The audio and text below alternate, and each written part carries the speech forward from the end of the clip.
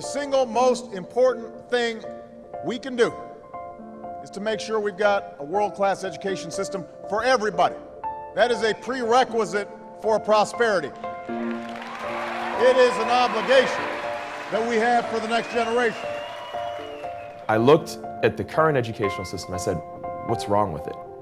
And the biggest problem that I found was it didn't know how to motivate kids. Every person alive, it's in our DNA to be motivated. I think the current model, and I'm not picking out any players, the current model is just really good at squashing that motivation.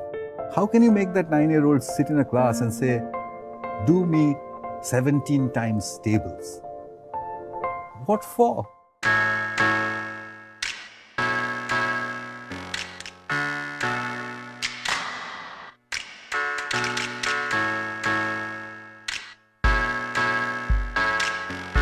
What if I were to say that arithmetic, as we teach it today, is an obsolete skill?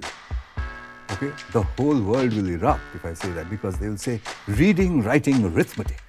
That's the core of whose education? Core of the military education. Go back 200 to 300 years in this country and say that, 300 years later, no one's going to teach anybody how to shoot a gun, and no one's going to teach anybody how to ride a horse.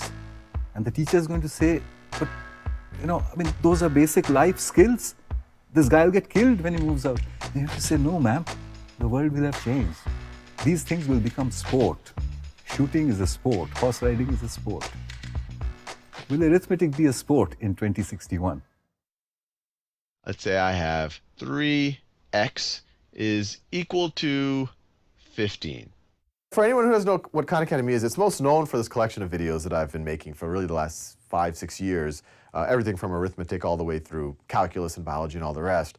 It can be used for individual learners, or it can be used in the classroom so that every student can work at their own pace. My videos are definitely not the state of the current art, right? They're a few steps behind that. But I think that's the mistake that most of the education technology has been going in, is that they just want to take what's already there in the current existing model and just use the latest technology to make in their mind, a more refined version of that same thing. But they're not changing the content fundamentally. If the content's really interesting, and it really is, I don't make a video on something unless I find it fascinating. And if the content is truly fascinating, it should be reflected in the energy of the voice of the deliverer, and it should be obvious to the student. They shouldn't have to have a rap song about a parabola to get excited about it.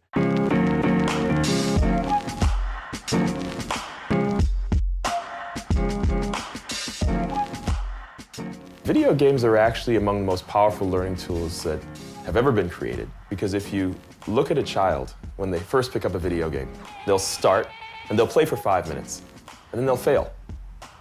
Pick themselves up, start again, play for 10 minutes. They fail. And they will do this 500 times before they finally succeed and master the video game. Learning things all along the way, completely self-motivated. And while I don't always endorse the notion of instant gratification, I certainly endorse the notion of relevance. In education, we provide problems separate from the relevance or the context in which they need to be used. That's one of the reasons why students are so disengaged. In the video game world, it's all about exploration. You solve a problem when you bump into it. And in fact, that provides the relevance for solving the problem.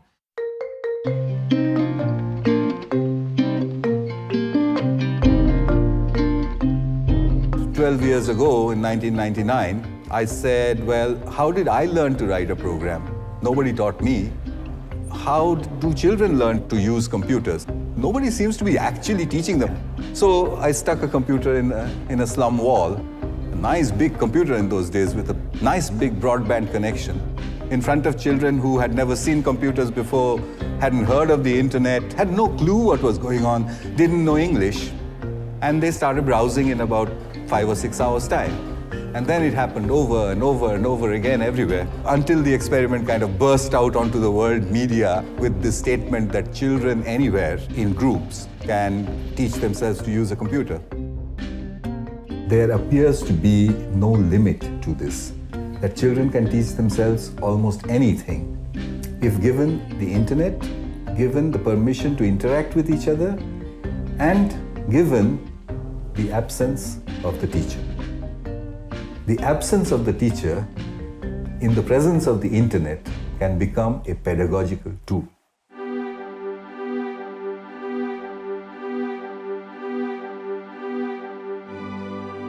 In order for educational technology to be successful in the classroom, we're going to have to marry the ecosystem of the way technology works with the ecosystem of the classroom itself.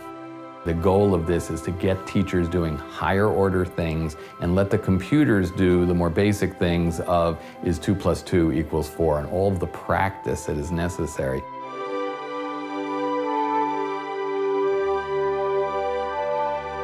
We want technology that helps us create an environment where students are active and engaged, not just in memorizing facts, but in working with faculty to really create knowledge.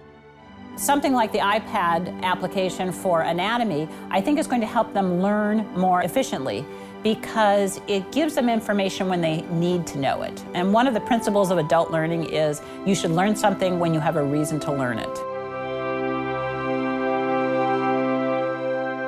To begin, connect us together. We think there's a blurry line between play and learning, and that there should be an even blurrier line between those two things. When a learning experience is playful and exploration-oriented, it puts people's minds into a relaxed state where learning actually can happen the easiest. I think the future of learning is really to add a new dimension to learning, which is the dimension of collaboration. Collaborative Classroom is a place where people can share ideas that they may not have felt comfortable sharing in class. There's always some kids that are shy or they don't want to raise their hand in class, and when you're told to do it at home, you can actually see their opinions and you get to know them as a person better.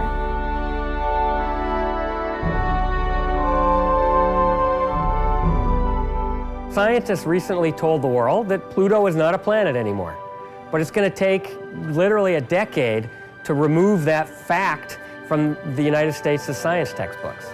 With connections, because anyone is able to improve on the materials and keep things up to date, we can make that change in 10 minutes rather than 10 years. We hope that what we're doing is going to create a far more diverse group of university students because they will come to the university with just so much more self-directed knowledge, so much more passion and information about what they want to do. That's the future. Everyone in the education space, is like, does it work? Prove it, this, that, and the other, and they wanted you to go and prove it before you even put it out there. Why would schools be so rigid if they didn't need to be rigid? But when did they need to be rigid? If we look at history, the answer stares at us. Education as we know it came from war. I don't know if it's purely an industrial age type of thing, if it's a Victorian era, the educated learn to suppress, that suppression of natural instincts is part of becoming part of society. The Victorians, the amazing Victorians, produced an education system which would make us photocopies of each other. Being quiet and being submissive, I think that's frankly the only thing that's taught right now, is how do you be submissive? How do you sit patiently and be disengaged for an hour and take it? How do you motivate a kid? How do you keep a kid engaged? How do you keep them interested? That is all psychology. When the gamers went and they created the best video games that ever existed, they didn't sit down and say, hey, what is the cognitive science behind this? They didn't do that. They just did it. They created it. And now all the cognitive scientists are coming back and saying, what did you do? Because that's actually one of the most motivating, engaging media we've ever seen. And the video game programmers all said, I just created something that I would want to play. A sober prediction might be that nothing will take place in the next 40 years, despite the fact that we now have gone from a PC to an iPad. We, the education innovators in the education industry, need a win. And once there's one win that everyone can point to, then it's going to help all of us. A 5-year-old today, by the time he's 25, it's going to be 2031. Can any teacher say that they're preparing that child for 2031, for an unknown world? But I believe that I can make a curriculum for that teacher. And that curriculum needs to have only 3 things in it. Reading comprehension is the most critical skill at this point in time for a generation that's going to read off screens for the rest of their lives. Information search and retrieval skills. If people know what are keywords, follow a link or not, it's a key skill. If arithmetic is an outdated skill, this is the skill that will replace it. And finally, if a child knows how to read, if a child knows how to search for information, how do we teach them how to believe? See, in our adult heads, each one of us has a little mechanism. It comes from different places. You and I have different mechanisms of how to believe. Sometimes we say, this is obvious. Sometimes you say, because so-and-so told me. Sometimes you say, this is rubbish. What's that machine inside? How early in a child's life can we put that in there? If we can do it really, really early, then we would have armed that child against doctrine. And I don't mean only religious doctrine. I mean doctrine in all its forms. I think our job as educators, the biggest job in today's information-saturated world, is to give the child an armor against doctrine. Just as in another generation we used to teach a child how to fight with a sword and how to ride a horse.